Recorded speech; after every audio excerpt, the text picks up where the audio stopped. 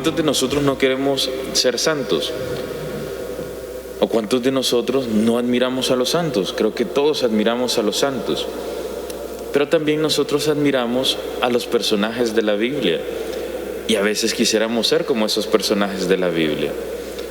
El detalle es que a veces nos fijamos solo en la parte bonita de los santos, de la vida de los santos, y en la parte bonita de los personajes de la Biblia. Se nos olvida que eran seres humanos de carne y hueso como nosotros, que tenían familia como nosotros, que vivían en un contexto, en una sociedad y en una cultura, así como nosotros vivimos. Y como todo ser humano, tuvieron sus dificultades, tuvieron sus luchas, tuvieron sus sufrimientos. José es claro ejemplo de eso. Sus hermanos de sangre lo venden como esclavo. No solo es que lo corren de la casa, lo venden como esclavo y le hacen creer a su papá que fue asesinado por una fiera.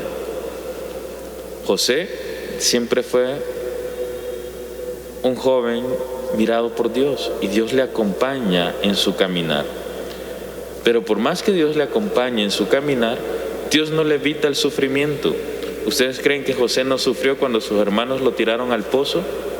Y más cuando lo vendieron como esclavo. Claro que sufrió mucho, como todos nosotros hemos sufrido en alguna etapa de nuestra vida. Pero José se dejó acompañar por el Señor incluso en el sufrimiento. No en forma de reclamo, él se dejó acompañar por el Señor. Así nosotros tenemos que dejarnos acompañar por el Señor.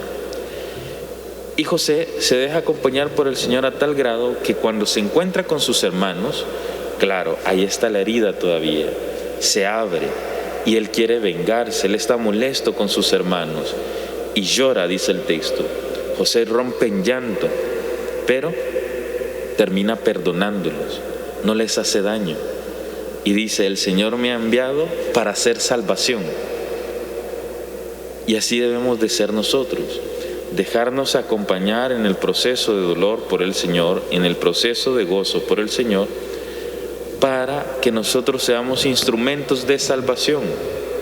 José se convierte en instrumento de salvación para Egipto, para los pueblos cercanos y para su propia familia, esa familia que le había hecho daño. Pero esto lo logra porque se deja acompañar por el Señor. ¿Cuántos no han escuchado la historia de Hitler?